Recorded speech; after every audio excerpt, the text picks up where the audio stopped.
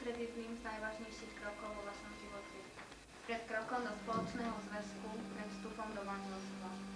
Prišli ste do obradnej miestnosti šťastní a hlboko dojatí, aby ste v prítomnosti svedkov, svojich najbližších príbuzných a priateľov vyjadrili toto vážne rozhodnutie pred zástupcami štátnej moci, doktorom Majtánom, tajomníkom Mestského národného výboru a doktorkou Sahajovou, matrikárkou.